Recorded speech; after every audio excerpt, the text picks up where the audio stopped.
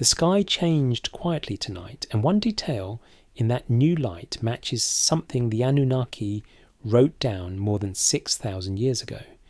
3i Atlas has always been a quiet traveller, a smooth, silent object that reflects almost no light and offers almost no explanation. Astronomers call it uncooperative because it refuses to behave like a comet should. It doesn't flare when it approaches the sun. It doesn't outgas in the predictable way.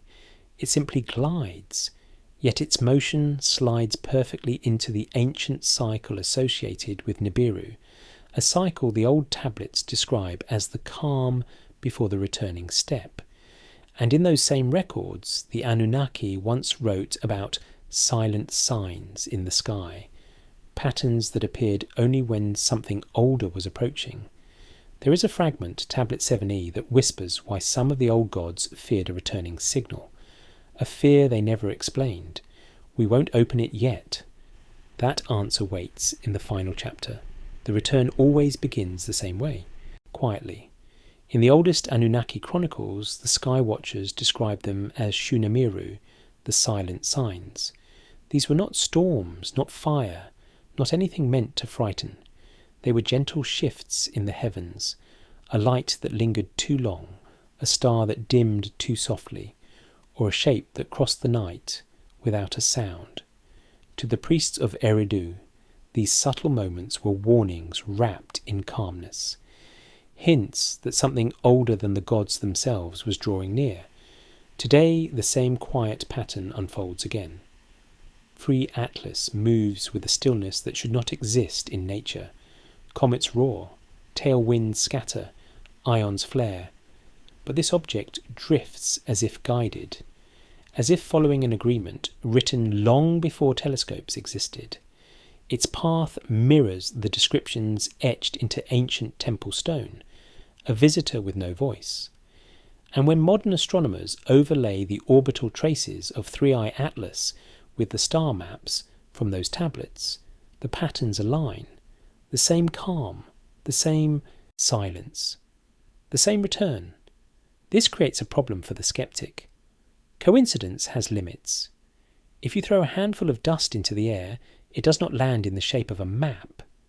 Inside the great temples of Nibiru's followers, astronomy was not done with instruments. It was done with fire, shadow, and ritual. The priests stood in long stone corridors, illuminated only by flickering flame. Every movement in the sky cast shifting patterns on the walls, patterns they believed were messages from above. When the silent signs appeared, the shadows behaved strangely, stretching when they should shrink, bending when the fire was still, trembling even when the wind slept. These astronomer priests drew star paths using strings dipped in ash, mapping the heavens with a precision that still puzzles modern researchers. They recognized the return long before it arrived because they understood that the universe rarely shouts, it whispers, and so they recorded each moment on clay tablets, the slow drift of the visitor, the pale glow on the horizon, the way animals fell silent as it passed.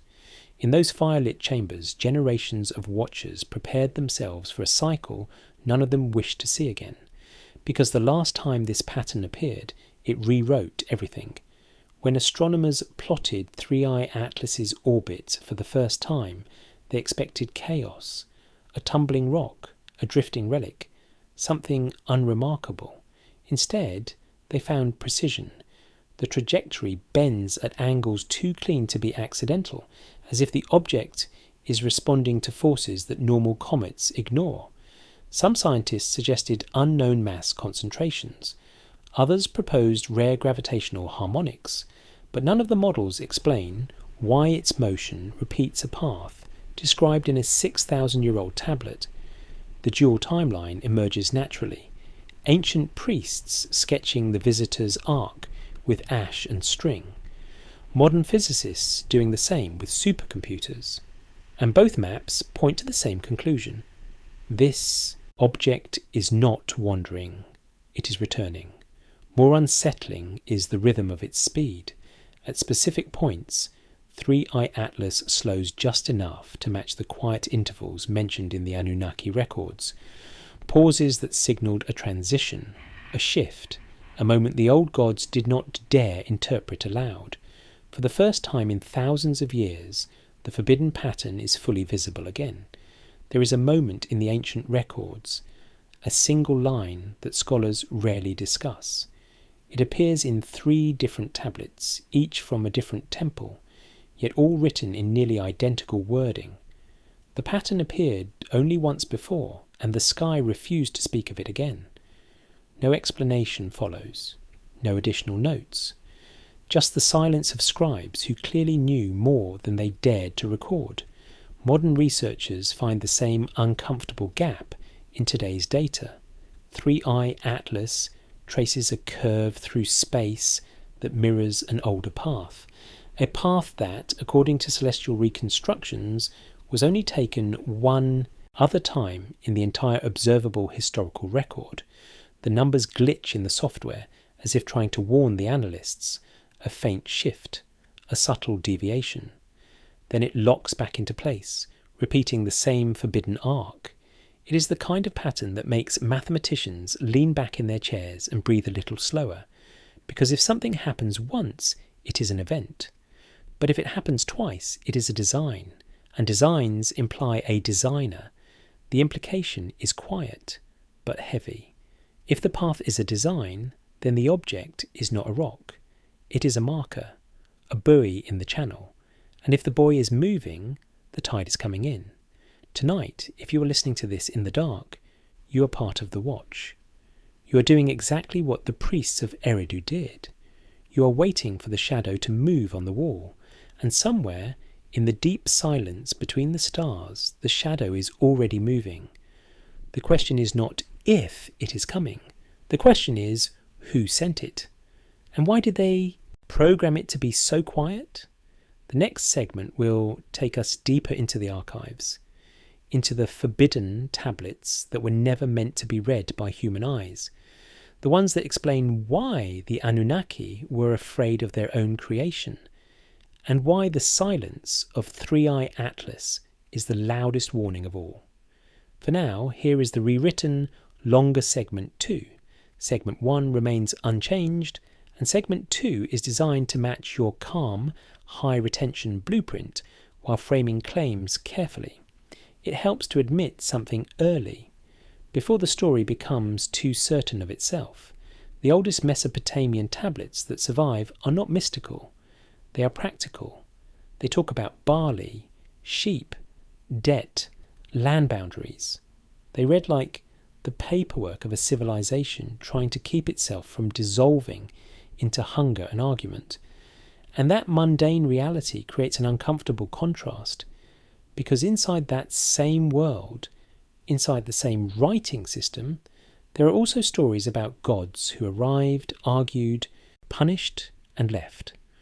Why would the same culture that counted jars of oil with such clinical attention also preserve cosmic narratives filled with warnings and returns? The simple answer is that humans are capable of 2 modes at once. They can be accountants by day and myth-makers by night. But that answer creates a quieter question. Why do certain myths keep reappearing in the oldest places where writing begins? Not just gods, not just creation, but something more specific. A dispute, a separation, an authority that fears losing control, and a figure who is pushed away not because he is weak, but because he is dangerous in a particular way. In Mesopotamian tradition, the divine world is not always painted as serene. It often resembles a court or a council or a household with tensions that never quite resolve. The gods meet, argue, and make decisions that feel strangely administrative. They distribute roles, they assign duties, they worry about labour, they complain about disruption. And that is where the tone changes.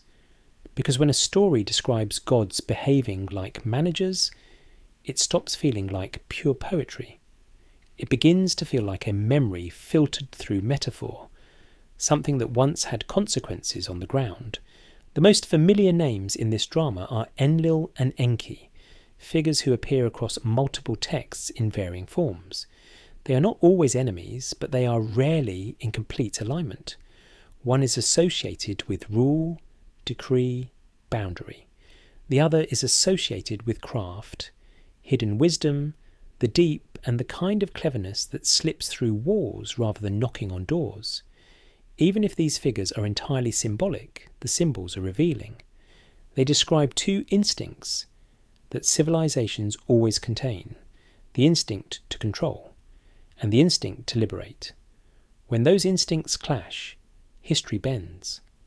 And if the reference you provided leans into the idea of an exile, then the key is to handle it like a historian would handle a rumour that refuses to die, not by declaring it true, but by noticing what it keeps trying to say. Because exile is not a decorative word. Exile implies law. It implies a line that can be crossed. It implies a punishment severe enough that someone wanted the separation to be permanent. And permanent separations are rarely about personality. They are about power. In later, more speculative interpretations, especially modern ones that connect Mesopotamian myth with ideas like Nibiru, this exile becomes something more pointed, not merely a god who wandered, but a figure removed because he carried a knowledge that made hierarchy unstable. That is not academic consensus, it is interpretation, layered on interpretation, but it is psychologically coherent. If a ruling order depends on intermediaries, priests, kings, approved storytellers, then the most subversive act is to bypass the intermediaries, to teach the people how to access the signal directly, whatever that signal is imagined to be. The listener's mind might already be forming a question here, and it is a good one. If the exile stands for direct connection, what exactly is the connection? In myth, it can look like many things: a stolen fire, a revealed secret, a forbidden fruit, a ritual stolen from the gods and placed into human hands. The surface story changes, but the mechanism stays similar. Something is given, something is withheld, and then something returns, as if the original decision did not settle the matter permanently. That return motif is the slow burn heart of your title. It's what makes the story feel like it belongs to night. Because night is when humans naturally think in cycles. Daytime prefers straight lines. Night prefers circles. Still, credibility matters. So the narrative can't behave like everything is proven.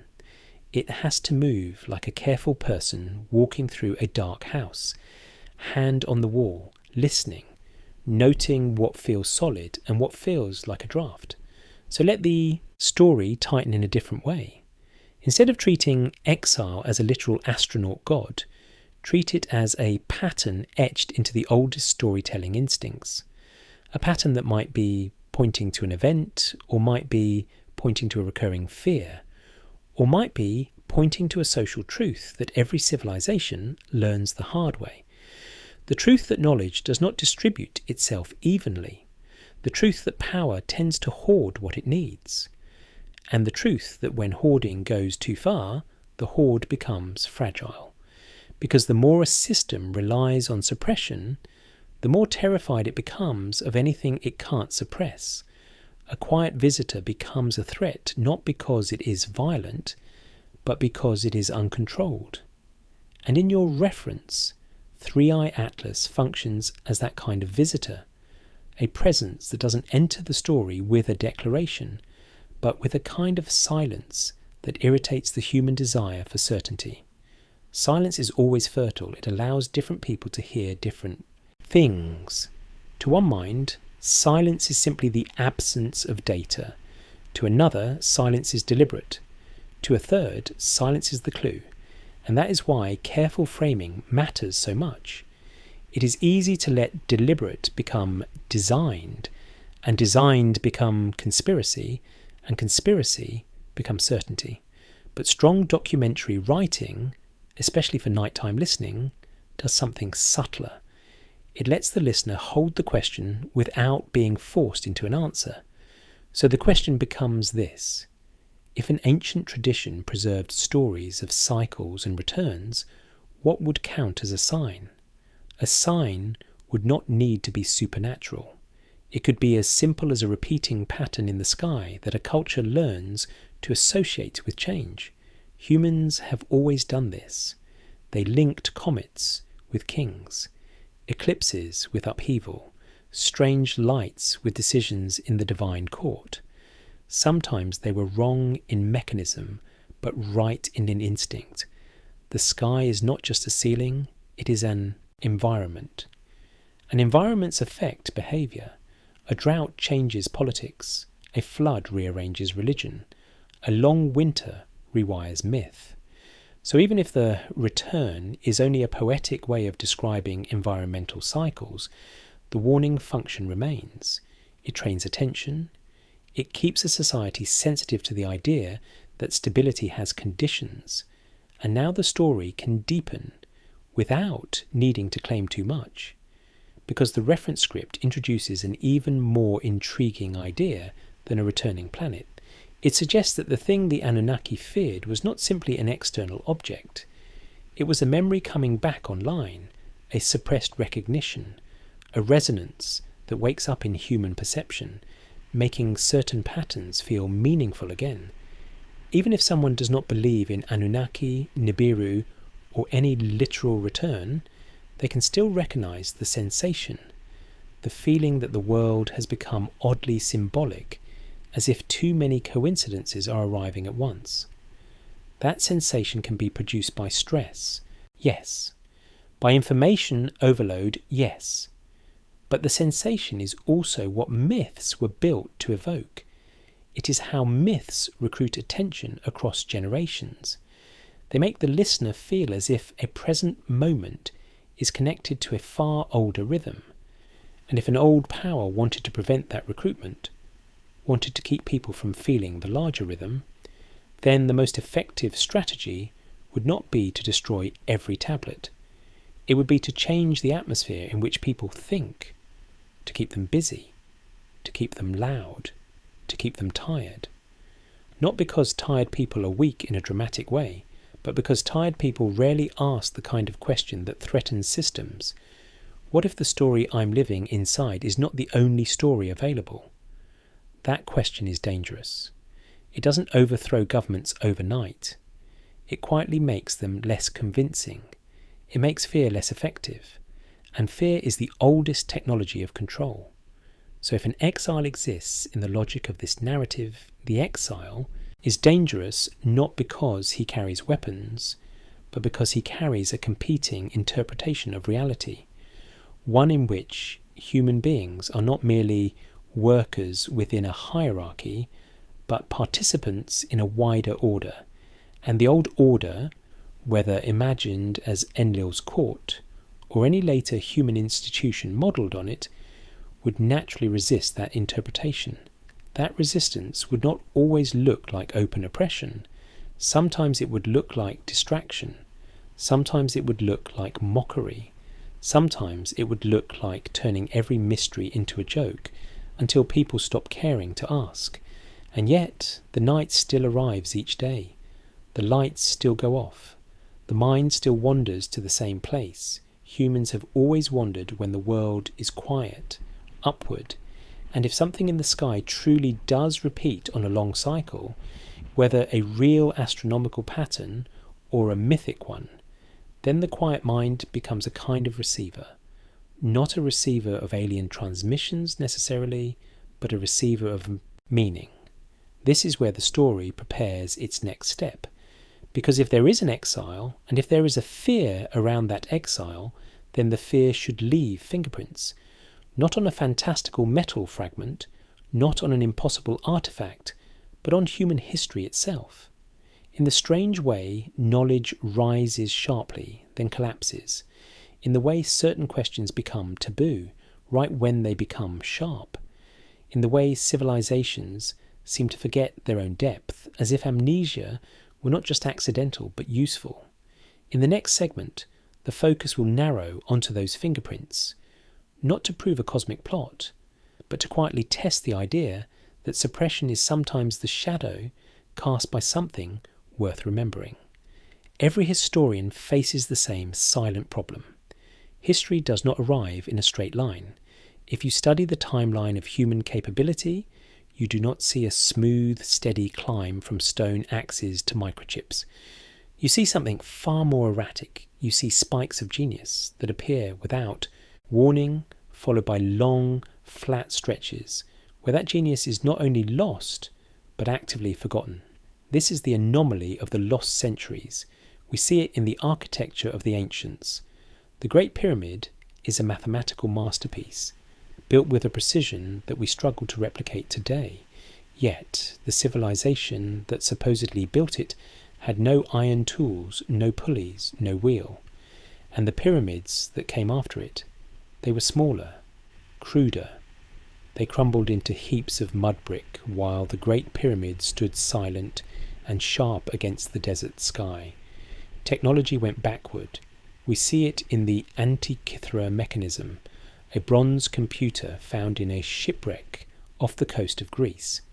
It could track the cycles of the moon, the sun, and the planets with a mechanical complexity that would not be seen again for 1,000 years. It appears in the archaeological record like a ghost. No prototypes, no gradual evolution, just a fully formed masterpiece sinking into the dark. Why? The standard answer is civilizational collapse. Empires fall, libraries burn, people forget.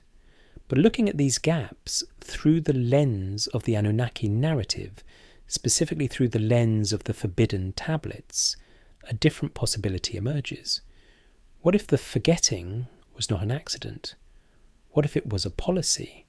The Enlil faction, according to the texts, feared humanity's potential. They feared the moment when the Lulu would become like one of us, when humanity reached a certain threshold of knowledge, when we started to understand the stars too well, or the mathematics of resonance too deeply. The system was reset. The Shurpu ritual mentioned in the tablets is usually translated as a purification by fire. But in the context of information control, purification takes on a darker meaning. It implies the removal of contaminants. And the contaminant was knowledge. Every time humanity got too close to the resonance, too close to the kind of understanding the exile represented, the signal was jammed. The Library of Alexandria burned. The Mayan codices were torched by Spanish priests. The House of Wisdom in Baghdad was destroyed. We mourn these events as tragedies of war or fanaticism, but look at what was lost. In every case, the books that were targeted first were the books on astronomy, the books on the old gods, the books that bridged the gap between the physical world and the spiritual one, the books that contained the code. The pattern suggests a frantic landlord trying to hide the evidence before an inspection. And this brings us back to the silence of 3i Atlas. If the control system relies on keeping humanity in a state of amnesia, keeping us focused on the ground, on survival, on conflict, then a signal from outside the system is the ultimate threat. 3i Atlas, moving through the solar system on a path that mirrors the ancient return cycle, acts as a reminder. It is a bell ringing in a room where everyone has been told that bells do not exist. And once you hear the bell, you cannot unhear it. This is why the reaction to anomalous phenomena in the modern era is so confusing. On one hand, we have official government reports admitting that UAPs are real. On the other hand, we have a desperate attempt to frame them as threats, adversaries, or drones. The narrative is splitting. One part of the system wants to disclose. The other part wants to suppress. This mirrors the ancient schism. The Enki faction, disclosure, versus the Enlil faction, suppression. And we are caught in the middle, feeling the tension without knowing the source. The anxiety of the modern world is not just about economics or politics. It is the anxiety of a recovering amnesiac. We are starting to remember things that don't fit the official story. We are starting to remember that we are older than we were told. We are finding cities under the Amazon jungle that held millions of people. We are finding DNA in our own blood that doesn't match any known ancestor. We are finding that the myths of the Golden Age might be memories of a previous high water mark. And if we have been here before, if we have been great before, then why did we fall? Did we trip? Or were we pushed? The Forbidden Tablets suggest that the fall was an engineered event, a downgrading of the human operating system. The confusion of tongues at Babel wasn't just about language, it was about resonance. A unified humanity speaking one language frequency could achieve anything. Nothing will be impossible for them. So the frequency was scrambled.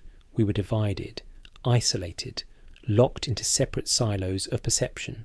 But 3i Atlas represents a frequency that cannot be scrambled. It is a carrier wave from the Exile, from the part of the universe that remembers the original blueprint. And as it passes, it realigns the local field. This is why people are reporting strange symptoms, the ringing in the ears, the vivid dreams, the sudden feeling of being watched. It is not paranoia, it is recalibration.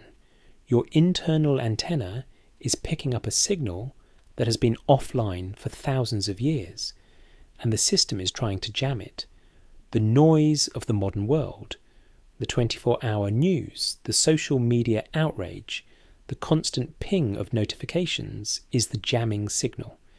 It is designed to keep you in the beta brainwave state, the state of stress, the state of fight or flight, because in that state you cannot hear the whisper. You cannot hear the silent signs, but the jamming is failing because the signal is getting stronger and the evidence of the suppression is becoming too obvious to ignore. When you look at the impossible stones of Baalbek or the precision of the Great Pyramid, you're looking at the remnants of the exile's world, a world where gravity was understood differently, where sound was a tool, where humanity was not a slave species, but a partner. The Enlil faction tried to bury that world. They built their temples on top of the old foundations. They rewrote the myths to make themselves the heroes, and the exile the villain.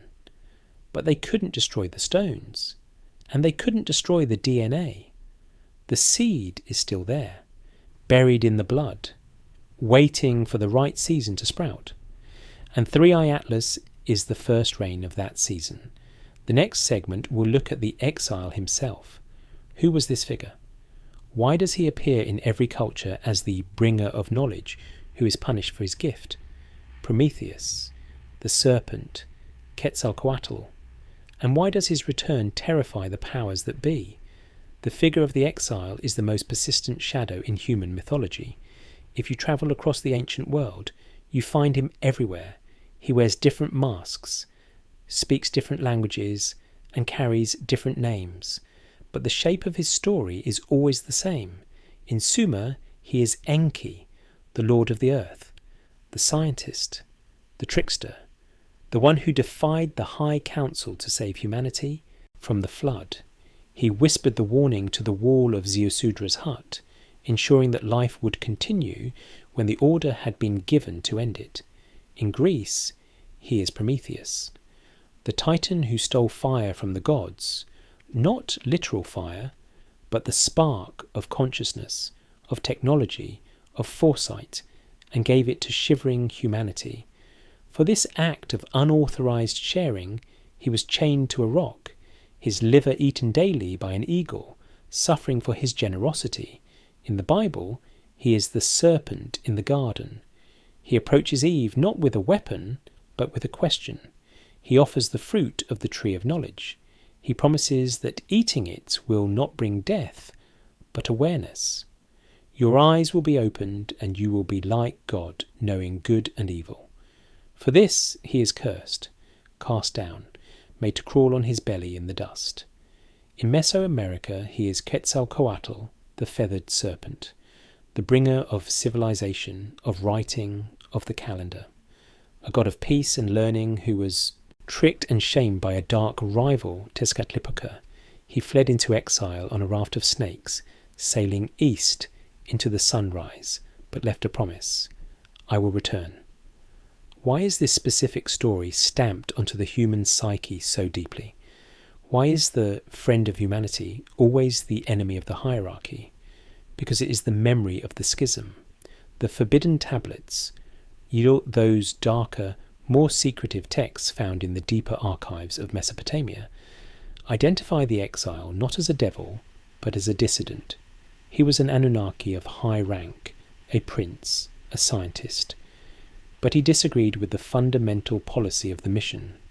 The Enlil faction viewed Earth as a resource and humanity as a tool, a Lulu, a primitive worker fashioned to dig gold, carry loads, and serve the gods. They were to be kept simple, obedient, limited in lifespan and awareness. The Enki faction saw something else. They saw potential. They saw that the clay of the Abzu, the genetic stock of the hominid, was resilient, adaptable, and vibrant. And when mixed with the essence of the gods, it produced a hybrid that was more than the sum of its parts. The exile believed that the experiment had succeeded too well to be wasted on labour. He saw the spark of the divine in us, and so he broke the prime directive. He turned on the lights, the fire of Prometheus, the fruit of the serpent, the me of Enki. These are metaphors for activation, the activation of consciousness, the activation of the ability to question, the activation of the potential to become a god. And the reaction from the Enlil faction was swift and brutal. The flood was not just a weather event, it was a sterilization attempt, a way to wipe out the contaminated batch of humans who had too much awareness, who were noisy. But the exile intervened. He saved the remnant. He hid the codes in the Ark, which was likely a genetic bank, a seed vault, not just a wooden boat, and ensured that the spark survived the purge. Then he was banished. The texts say he was sent to the Abzu, often translated as the underworld or the deep. But astronomically, the Abzu was associated with the southern sky, the region below the ecliptic, the dark waters of the celestial ocean. This brings us back to the silent trajectory of 3i Atlas. It entered our system from the south, from the deep, from the direction of the Abzu. It came from the direction of the exile. If the exile was not just a person, but a faction, a group of geneticists, teachers, and scientists who were pushed out by the military administrative faction, then their return would look exactly like this: quiet, calculated, scientific. They wouldn't come with thunderbolts and demands for worship. They wouldn't come to conquer. They would come with probes. They would come to check the petri dish. Did the culture survive the isolation? Did the spark catch fire? Or did the Enlil faction succeed in snuffing it out? This reframes the entire concept of judgment day. It's not about moral sin. It's not about whether you followed the rules. It's about viability. If the exile returns and finds that we have used his gift, the fire, to burn down the house, to kill each other, to destroy the biosphere, then the experiment has failed. We are a danger to the galaxy. But if he finds that we have used the fire to warm each other, to build, to create beauty, to survive against the odds, then the experiment is a success, and the quarantine can be lifted. The silent signs are the inspection protocol. The strangest detail in the forbidden tablets is the mention of the shining countenance of the exile, the idea that his presence causes a physical transformation in those who see him. His face was like the sun, and his skin like the scales of a fish. This amphibian reptilian imagery, the Owans, the Naga, the serpent, is pervasive. It suggests a being that is comfortable in two worlds, water and land, or perhaps space and atmosphere. But shining also implies radiation, energy, field effects. If the Anunnaki are beings of high energy, or if they possess technology that alters the local electromagnetic field, their return would be felt physically. The ringing in the ears, the vibration, the sudden waves of heat. We might be feeling the approach of the exile before we see him. The high-pitched sound that many contactees report. Is it tinnitus, or is it the carrier wave of a consciousness that operates at a higher frequency? If the exile is returning, he is bringing the rest of the code, the missing pages of the manual that were torn out by the Enlil faction, and the powers that be on Earth, the systems of control, the hierarchies, the institutions that rely on our ignorance, are terrified. Because when the true architect returns, the foreman loses his job. The next segment will explore the battle of the frequencies, how the modern world has become a war zone between the signal of the exile, awakening, and the jamming of the Enlil, fear, and how 3i Atlas might have tipped the scales in a way that can't be reversed. We live in a loud world, and if you stop to listen, really listen, you might realise that the loudness is not accidental. It is engineered. If you wanted to stop a person from hearing a whisper, you wouldn't tape their mouth shut. That draws attention. You would simply scream in their ear. Or better yet, you would fill the room with 1,000 meaningless conversations, blaring music, and the constant hum of machinery. The modern world is a scream machine, constant notifications, 24-hour news cycles that monetize terror, social media algorithms designed to trigger outrage, envy, and anxiety.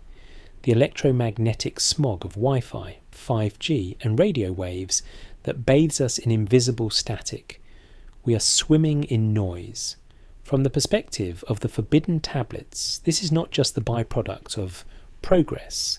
It is a defense mechanism. It is the jamming of Enlil. The Enlil faction's primary complaint against humanity was always our noise. The noise of mankind has become too intense for me, Enlil complains in the Atrahasis epic. With their uproar, I am deprived of sleep. But in the modern context, the tactic has flipped. They have weaponized the noise against us. They have created a frequency fence. Why? To block the resonance of the exile. The silent signs, like 3i Atlas, operate on a subtle frequency, a quiet channel. To receive it, you need stillness. You need a calm mind and an open heart. You need to be in the alpha or theta brainwave state, the state of meditation, dreaming, and deep creativity. By keeping humanity in a state of constant, low-grade fight or flight, the beta-gamma state, the control system ensures that we never tune in to the other station. We are too busy fighting each other, fearing the future, and scrolling through the present to look up. But 3i Atlas did something that the jammers didn't expect. It didn't just broadcast. It reflected. The unusual fragmentation of 3i Atlas, the way it broke apart near perihelion without fully disintegrating, is significant. It behaved like a mirror shattering, or a seed pod bursting. If it released a payload, that payload wasn't necessarily physical matter. It could have been information, a data dump into the planetary field, a harmonic resonance that bypassed the jamming signal. And since its passage in 2024, the noise has been glitching. Have you noticed the cracks in the narrative? People are waking up in record numbers, not just politically, but spiritually. There is a massive surge in interest in meditation, consciousness, ancient history, and off-grid living. People are turning off the news. They are walking away from the cities. They are quitting the rat race. They are seeking the silence. This is the battle of the frequencies. On one side, the Tower of Babel, the centralized, chaotic, fear-based system that wants to keep us glued to the screen, dependent on the grid, and afraid of our neighbours. On the other side, the garden, the decentralized, quiet, nature-based connection that wants us to listen to the wind, trust our intuition, and remember our origins. The Anunnaki war is no longer fought with chariots in the sky. It is fought in your living room. It is fought in your neural pathways. The Exile is the champion of the garden frequency, the flow state, the state where human genius flourishes. The Enlil is the champion of the tower frequency, the state of stress, the state where human labour is extracted. 3i Atlas might have been a frequency booster, a repeater tower placed in the inner solar system to amplify the garden signal. And the evidence that it's working is the panic of the elite. Why the sudden rush to censor the internet? Why the crackdown on misinformation? Why the desperate need to control the narrative on every single topic? Because the narrative is slipping away. The spell is breaking. In ancient Babylon, the priests used incantations to bind the minds of the people, to keep them obedient to the king and the temple. Today we use programming, television programs, computer code. But codes can be hacked, and the Exile is the original hacker. The forbidden tablets describe a time when the veil will be torn, when the illusions of the Enlil will dissolve, and humanity will see reality as it truly is. This is described as a terrifying moment. The foundations of the earth will shake.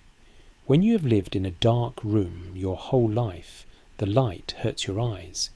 The truth is blinding. We are beginning to squint. The disclosure movement, the release of UFO videos, the admission of non-human intelligence is part of this tearing.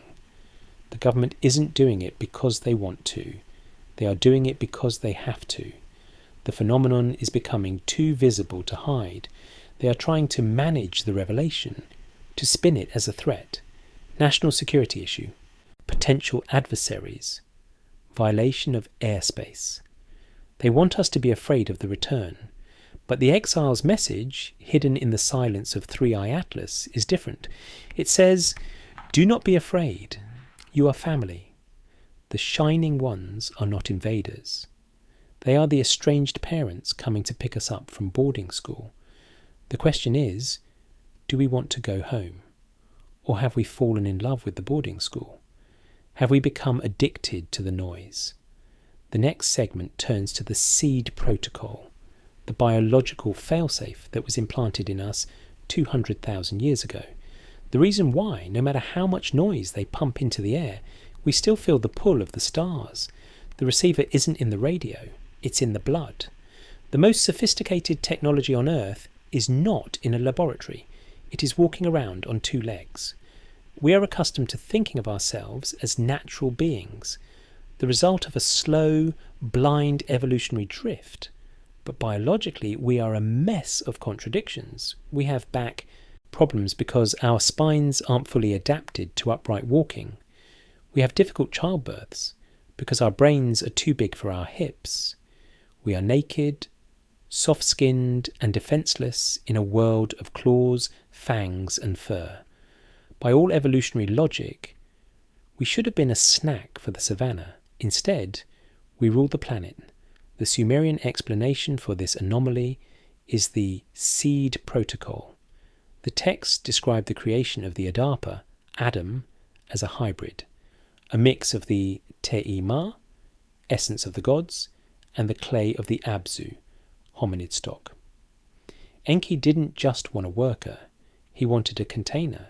He wanted a biological vessel capable of holding the high-frequency consciousness of the Anunnaki, but grounded in the physical resilience of Earth. He created a bridge, but Enlil put a limiter on it. He shortened our lifespans. He confused our tongues. He scrambled the access codes to the higher functions. This is the fall of man, the loss of telepathy, the loss of extended life, the loss of the direct connection to the source. We were downgraded from admin to user, but Enki left a back door, the junk DNA. For decades, scientists looked at the 98% of our genome that doesn't code for proteins and called it junk. They thought it was evolutionary debris, leftover viral code. But now epigenetics is revealing that this junk is actually a control panel. It is regulatory. It can be switched on or off by environmental factors, by stress, by diet, by consciousness, and by sound. Russian researchers have shown that DNA can be influenced by specific frequencies of voice and light. It acts like a biological antenna. It is linguistic. It responds to syntax. If 3i Atlas was emitting a specific resonance, a song in the electromagnetic spectrum, it could be the activation key for the seed protocol. It could be the signal that tells the dormant DNA to wake up.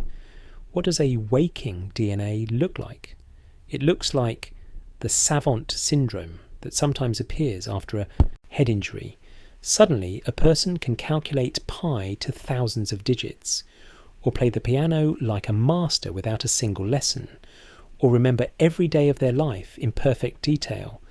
The capability is already there, it's just locked. If the Exile's return triggers a mass unlocking, we would see a sudden explosion of human potential, a renaissance on steroids. But we would also see chaos, because our social structures are built for the downgraded version of humanity. They rely on us being tired, confused, and obedient. They rely on us needing experts to tell us what is true. A population of awakened savants is ungovernable. This is why the Enlil faction fears the return. It's not an invasion of ships they fear. It's an invasion of genius. They fear that the Lulus will realize they don't need the masters anymore. The seed protocol also implies a connection to the earth itself. We are made of its clay. We are tuned to its Schumann resonance. As the Earth's magnetic field weakens, which it is doing rapidly, 10 times faster than previously predicted, the shielding is dropping. We are being exposed to more cosmic radiation. To a materialist, this is dangerous, cancer risk, grid failure. To a Gnostic, this is opportunity. The magnetic field stabilizes reality. It holds the illusion in place. When it weakens, the veil thins, dimensional bleed-through occurs. We are entering a period of magnetic fluidity, a time when consciousness has more direct influence over matter. The Anunnaki know this cycle. They use it. They time their visits to these windows of opportunity. The Exile is returning now because the door is open. And he is coming to check the crop. The harvest isn't about eating us. It's about collecting the data we have gathered, the experiences, the emotions, the art, the unique solutions we have found to the problem of existence. We are the probes that Enki sent into the density of matter, and now he wants the telemetry.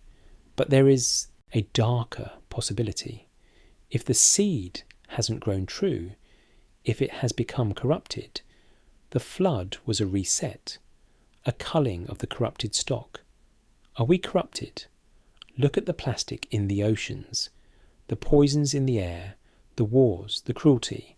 We have certainly made a mess of the garden, but look also at the nurses in war zones, the musicians playing on sinking ships, the strangers helping strangers in a crisis. We have a capacity for love that the Anunnaki seem to lack. Their texts are full of war, jealousy, and power struggles. They seem cold, clinical. Maybe that's what they need from us. Maybe we aren't just workers. Maybe we are the heart transplant for a dying, heartless civilization. They gave us intelligence. We give them emotion, symbiosis. The return might be a merger, a marriage of heaven and earth. But marriages are intense. They require the death of the single self. Humanity as we know it, the isolated, ego-driven, consumerist humanity, is the single self that has to die. The new human The Homo Galacticus is the married self. 3i Atlas was the wedding invitation. And the date is set. The next segment will focus on the silent signs in the human body, the physical symptoms of the awakening, the ascension flu, and why so many people feel like they are vibrating at night. If the solar system is a body, and 3i Atlas is a foreign substance entering the bloodstream, then we should expect an immune response. We should expect a fever, but the fever isn't in the planet's core, though the magma is shifting. The fever is in us. In the last 5 years, medical forums and wellness communities have been flooded with reports of strange, undiagnosable symptoms. A sudden, high-pitched ringing in the ears that isn't tinnitus, vertigo that feels like the floor is tilting when you are standing still, intense heat flashes that rise up the spine and have no hormonal cause, a feeling of vibrating internally, as if a cell phone were buzzing inside the chest cavity. Doctors run tests. The tests come back normal. They call it anxiety. They call it stress. They call it psychosomatic. But the forbidden tablets describe this exact phenomenon. They call it the melem sickness.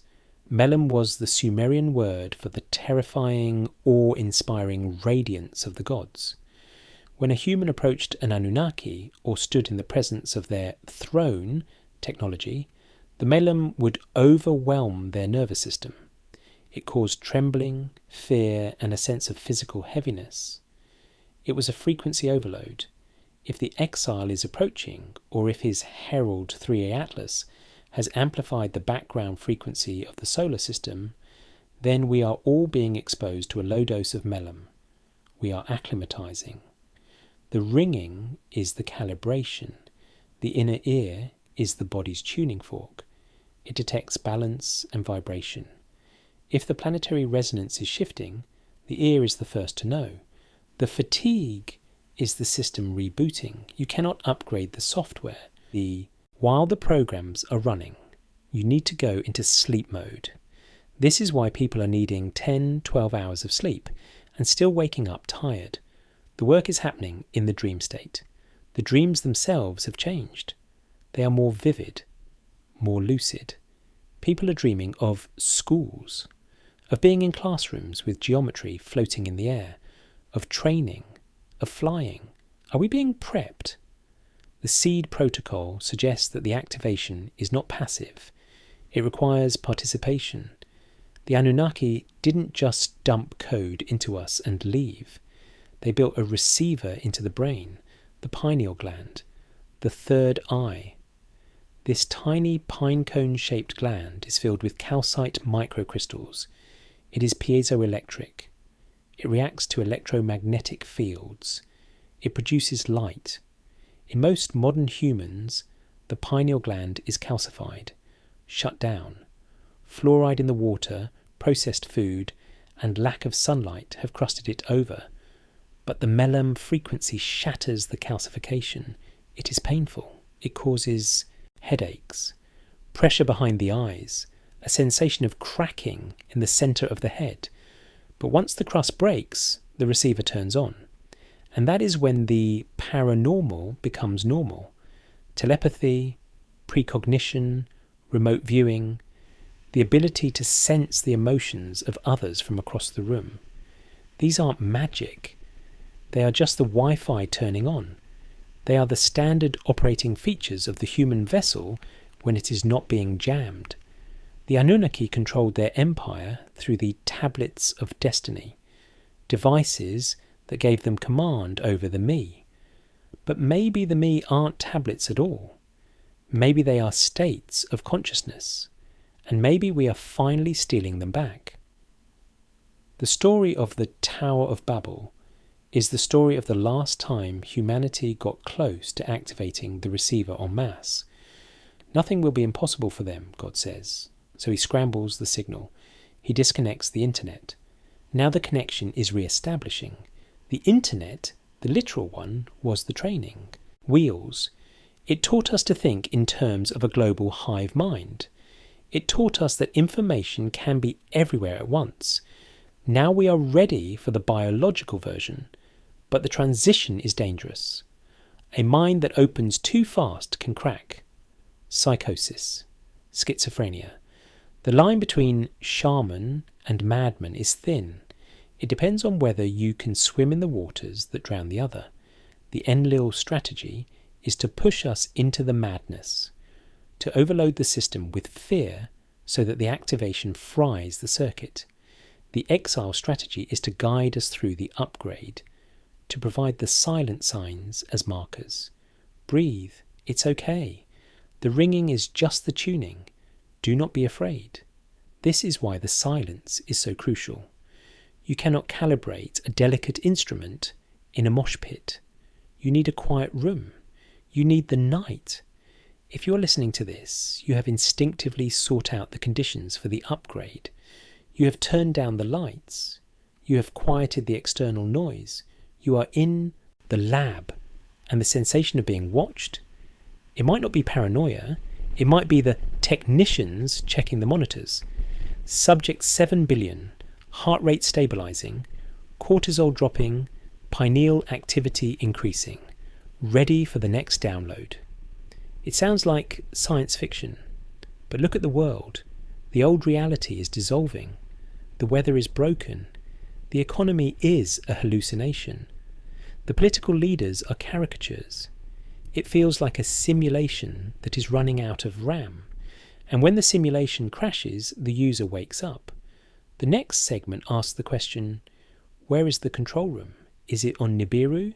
Is it on the moon? Or is it closer? Is it in the hollow earth? The Agartha of the ancients? The Abzu? Did the exile never leave? Did he just go downstairs? The map of the world we are shown in school is a surface map. It shows the skin of the planet. Continents, oceans, borders. But the Sumerians, the Egyptians and the Tibetans all had a different map, a vertical map. They believed the earth was not a solid rock, but a honeycomb, a place of caverns, tunnels and cities of the deep. The Abzu, where Enki, the exile, was banished, is often translated as the watery deep. We assume this means the ocean, but the texts describe it as a place under the earth, where the fresh waters flow, a place of wisdom, a place where the me were kept. Modern geology tells us there are massive oceans of water trapped in the ringwoodite rock of the mantle, more water than in all the surface oceans combined. Could the Abzu be a real location, and could the exile still be there? The hollow earth theory is usually dismissed as fantasy, but verify the Admiral Byrd diary, verify the persistent legends of Agartha and Shambhala, hidden kingdoms inside the earth that are home to advanced beings. Verify the fact that the deepest borehole we have ever drilled, the Kola Superdeep, only went down 12 kilometres, 0.2% of the way to the core. We know less about the interior of our own planet than we do about the surface of Mars. If the Enlil faction rules the air, the surface, the sky, the radio waves, then the Exile faction rules the earth, the caves, the deep oceans, the resonance. This aligns with the mythology of the reptilians or Nagas living underground, but strip away the fear-mongering. If a civilization wanted to survive a surface cataclysm, a solar flare, an asteroid, a nuclear war, where would they go? Underground. It is the only logical bunker. If the exile went underground 12,000 years ago, during the Younger Dryas catastrophe, he didn't just hide, he built. He built a civilization that runs on geothermal energy, on piezoluminescence, light from pressure, on sound. And now, as the surface world becomes unstable, the doors of the Abzu are opening. The UFOs coming out of the oceans, USOs. The strange drones swarming Navy ships. The tic-tacs dropping from 80,000 feet to sea level in seconds and then vanishing under the water without a splash. Are these aliens or are they neighbours? If they are neighbours, it explains why they are so interested in our nuclear weapons. If you live in the basement, you really care if the people in the penthouse start playing with grenades. You share the same plumbing. It explains the silence of 3i Atlas. It wasn't signalling a distant star. It was signalling the Earth, a key in the lock. The surface is ready. The cycle is complete. Initiate re-emergence. This flips the alien invasion narrative on its head. We are the invaders. We are the noisy, destructive tenants who have trashed the surface. The owners have been living quietly in the basement, waiting for us to grow up or kill ourselves. And now they are coming upstairs to intervene. The shaking of the earth, the deep, low-frequency hums. Maybe it's not tectonic. Maybe it's machinery. The Ark of Noah wasn't a boat, it was a bunker. Make it with rooms, nests. Pitch it within and without. If the Exile saved humanity by taking a remnant underground, then the seed of the next civilization is already there, waiting, and we, the surface dwellers, are the wild crop, left to fend for ourselves, tested by the elements. The return of Nibiru might not be a planet arriving. It might be the surfacing of the breakaway civilization, the city of gods descending from heaven, New Jerusalem, or rising from the sea, Atlantis. It fits the 3,600-year cycle.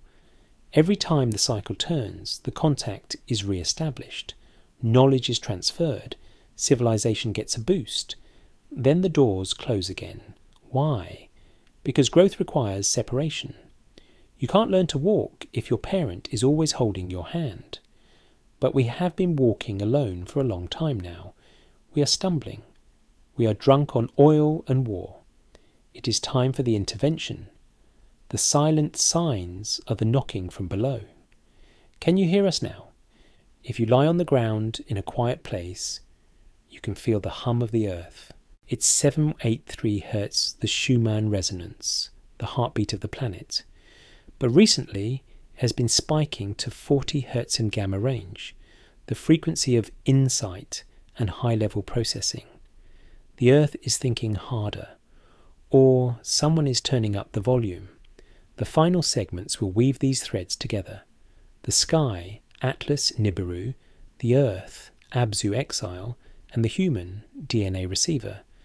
The Trinity, the reunion of the fragmented parts of the whole, and the realization that the mystery was never about what is out there. It is about who we are, and why we were hidden here on the edge of the galaxy, with a lock on our minds and a key in our blood. Segment 9.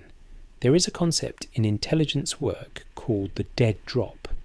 You leave a message in a pre-agreed place, a hollow tree, a loose brick, and walk away. The receiver picks it up later. No direct contact, no risk of exposure. The solar system is full of dead drops. The monolith on Phobos, the moon of Mars, the face on Cydonia, the hexagon on Saturn, the Iapetus Ridge. We look at these anomalies and ask, are they natural? But the Anunnaki perspective asks a different question. Are they markers? If you are a civilization that operates on a timescale of millions of years, you need signposts. You need to leave equipment in the field. You need relay stations that can wake up when the conditions are right. 3i Atlas might have been a key that unlocked one of these drops. When it passed Mars, the rovers detected unusual seismic activity, Marsquakes that didn't fit the geological models. When it passed the Sun, the solar activity dipped into a strange, quiet minimum, then exploded with X-class flares that seemed to be aimed directly at Earth. It was interacting with the local infrastructure. And on Earth, we have the monoliths that started appearing in 2020. Shiny metallic pillars in the Utah desert, in Romania, in California. We dismissed them as art pranks, but were they? Or were they resonating? Chambers. The forbidden tablets speak of the pillars of heaven that anchor the sky. If the electromagnetic grid of the solar system is being rebooted, the technicians, the Exile faction, need to verify the connection points. The pyramids are part of this grid, not just the ones in Egypt, the ones in China, in Bosnia, in Mexico, in Antarctica. They are not tombs, they are machines. They are built on ley lines, the acupuncture meridians of the earth. They conduct telluric currents. They are made of granite and limestone, piezoelectric materials that generate charge under pressure. For thousands of years they have been dormant, offline. But if you pour energy into a dormant circuit, it hums. Tourists at the Great Pyramid have reported electric shocks, batteries draining instantly, orbs of light zipping around the apex. The machine is powering up, and what happens when the grid comes online? The shield goes up. The Sumerian texts describe a net that protects the earth. The net of Enlil, or the net of Enki. Perhaps the quarantine wasn't a prison. Perhaps it was an incubator. The earth is a nursery, a place where young souls are protected from the harsh cosmic environment while they grow. And now the incubator is turning off. The egg is cracking. We are about to be exposed to the full environment of the galaxy. This is why the UAPs are swarming. They are watching the hatching. Will the chick survive the shock of the cold air? The exile is the midwife. He knows the transition is traumatic. He knows we are scared. He knows that birth looks a lot like dying from the perspective of the womb. So he sends the silent signs. Look, the pattern holds. The cycle is true. Trust the process. The fear we feel, the end of the world anxiety, is actually the end of the world as we know it. It is the fear of birth. The fetus in the womb has to die to its watery world to be born into the air. It is a violent, terrifying compression. It is squeezed, pushed and expelled into a blinding light. We are in the birth canal. The pressure is immense. The walls are closing in. The old systems are contracting to push us out. But there is a light at the end. And the ones waiting for us in the delivery room, they have our eyes. The Anunnaki are not just our creators. They are our future selves. Time is not linear. It is a loop. Maybe the exile is us, coming back from the future to ensure we survive the past, to ensure we make the jump. The snake eating its tail. Ouroboros, the code is circular. The beginning is the end. If this is true, then the warning isn't about avoiding a disaster. It's about remembering the mission. We came here to anchor the light in the densest darkness. We volunteered for the amnesia. We volunteered for the pain. We volunteered to be lulas for a while, because only by forgetting could we rediscover the truth with fresh eyes. Only by losing the connection could we learn what it means to forge it anew. And the truth is, we are the gods we have been waiting for. We just forgot where we put the keys. And 3E Atlas, it was just the jingle of the keychain. It was the sound of the janitor coming to unlock the school doors after a long summer break. The final segments will be the integration, how to live with this knowledge, how to navigate the transition without losing your mind, how to hold the silence when the world gets loud, and how to recognize the exile when you look in the mirror. There is a moment in every deep dive when the pressure changes, the descent stops, and the body hangs, suspended in the dark water. The panic of going down fades, replaced by the strange, weightless clarity of being at the bottom. We are at that moment now. We have looked at the sky, 3i Atlas. We have looked at the ground, Antarctica, the Abzu. We have looked at the body, DNA, the seed protocol. And now we have to look at the mind, because the ultimate battlefield of the Anunnaki war is not a planet, it is a perception. The Enlil faction ruled by defining reality. You are small, you are finite, you are guilty, you must work. The Exile faction leads by expanding reality. You are vast, you are eternal, you are capable, you must create. The shift from one reality to the other is not a political revolution. It is a psychological one. It requires a breaking of the spell. And the spell is heavy. It is reinforced every day by the architecture of our cities, the structure of our work weeks, the language we speak. Sumerian was a language of making. To speak was to create. To name a thing was to give it function. Modern language is a language of describing. We describe what is already there. We have lost the imperative power of the word. We have lost the me of sovereignty, but the silent signs are restoring it. When you sit in silence, and you hear the ringing, and you feel the vibration, you are stepping out of the description and into the experience. You are reclaiming the power of the namer. This is why meditation is so rebellious. To sit still and do nothing is the ultimate act of defiance in a system that demands constant production. You are saying, I am not a worker, I am a being. And in that state of being, you align with the exile. You become a node in the new network. The 144,000 mentioned in Revelation, maybe it's not a head count, maybe it's a frequency. 144 hertz, a harmonic of the light body. If enough people hold that frequency, the net of Enlil collapses. It cannot sustain the vibration. It shatters like a glass sung to by an opera singer. We are seeing the cracks. The trust in authority is at an all-time low. The belief in the system is evaporating. People are walking away, and as they walk away, they are finding each other. The tribes are forming, not based on race or religion, but on resonance. You feel it too? You hear the hum? This is the gathering of the remnant. The Anunnaki texts say that when the exile returns, he will gather his own. He doesn't need to send out a memo. He just turns on the magnet. And the iron filings move. We are moving. We are moving toward the mountains, toward the quiet places, toward the truth. And we are moving toward each other. The return is a reunion. But reunions can be awkward. You have to confront the time apart. You have to confront the abandonment. Why did you leave us? We didn't leave you. We were waiting for you to be ready to leave with us. The ascension isn't flying away in a spaceship. It's shifting into a density where the Anunnaki live. It's tuning the radio to their station. And suddenly, they are there. They were always there, sitting in the chair next to you. Ghost phenomena. Poltergeists. Shadow people. Maybe they are just people in the next room.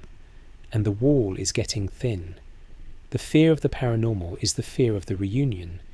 It is the fear of the stranger in the house. But the exile says, do not fear, because the one in the next room is your brother. The final segments will be the landing, bringing the ship down gently, how to sleep tonight with this knowledge, how to let the ringing be a lullaby instead of an alarm, and how to wake up tomorrow as an agent of the exile, quiet, watchful, and ready. The silence of the room is now different than it was when we began. At the start, it was just an absence of noise. Now it is a presence. It is filled with the weight of the story we have walked through. You might feel a heaviness in your limbs. That is the body processing the melem. It is the grounding of the charge. You might feel a lightness in your mind. That is the release of the old narrative, the shedding of the Enlil programming. This state, this twilight between awake and asleep, is the most powerful state a human can inhabit. It is the theta state, the state of hypnosis, the state of reprogramming. The Anunnaki knew this. That is why they taught the priests to do their work in the watches of the night. When the conscious mind, the Enlil guard, is off duty, the subconscious mind, the Enki garden, is open. You can plant seeds there. And tonight we have planted a very specific seed, the seed of remembering. You don't need to do anything with it. You don't need to go out and buy a telescope or dig a bunker or join a cult. You just need to let it grow. Water it with silence. Give it sunlight, awareness, and protect it from the weeds, fear. The return is not something you watch on the news. It is something you become. As you drift towards sleep, imagine the silent signs continuing overhead. 3i Atlas, moving through the dark, the planets aligning in their slow, majestic dance. The great cycle of the ages turning its heavy wheel. It is all happening without effort. The universe does not struggle. It flows. And you are part of that flow. You are not separate from the cycle. You are the cycle experiencing itself. The exile is not a stranger coming to save you. He is the part of you that never forgot who you are. He is the higher self, the Atman, the I am, and he is coming home. The integration of this knowledge brings peace, because if the story is true, if we are the children of the stars, caught in a temporary amnesia, then there is nothing to fear in the waking up. The nightmare is ending, the morning is coming. And the morning brings clarity. It brings the end of the shadows. It brings the family back together. So let the ringing be a comfort. It is the sound of the connection holding. Let the vibration be a cradle. It is the hum of the ship carrying you. And let the darkness be a blanket. The Anunnaki called the night the cloak of Anu, the protection of the highest God. Under that cloak, you are safe. You are hidden. You are incubating. And when you wake up, you will be a little more activated than you were before. A little more knowing. A little more exile. And a little less slave. That is the victory. That is the revolution. It happens one sleeper at a time. The last thing to understand about a long cycle is that it doesn't end with a cliffhanger. It ends with a circle. We started with a question. Is 3i Atlas a warning? We end with an answer. It is a reminder. A warning implies danger. A reminder implies duty. The duty of the watcher. For thousands of years we have looked at the sky and felt small. We have felt like orphans abandoned on a rock, spinning in a cold void. But the Anunnaki narrative flips the script. It says we are not orphans. We are the stay-behind team. We are the keepers of the flame. The exile entrusted us with the most valuable thing in the universe, the potential for conscious evolution in a physical form. He gave us the fire, and he left, not because he didn't care, but because he trusted us. He trusted that, given enough time, given enough struggle, we would figure it out. We would crack the code, we would unlock the DNA, we would build the radio, and we would call him back. 3i Atlas wasn't a call from them to us. It was the echo of our call to them. We are the ones who summoned the return. We, with our atomic bombs and our internet and our desperate, aching prayers for meaning. We sent up the flare, and they saw it. The kids are awake. So now the house is being prepared for the reunion. The furniture is being moved, the lights are being dimmed, the music is changing. It can feel chaotic. It can feel like the end of the world. But it is just the end of the waiting. As you close your eyes, let go of the names. Anunnaki, Nibiru, Enki, Enlil. These are just labels on the jars. Drink the contents. The contents are: you are ancient, you are meaningful, you are connected, and you are never, ever alone. The silent signs will continue. You will see them, you will feel them, but now you won't be afraid. You will nod. I know what that is. That's the signal. That's the family. Sleep now. The watch is over for tonight. The exile is on the bridge. The course is set. The stars are friendly. And tomorrow we start building the new world. Good night.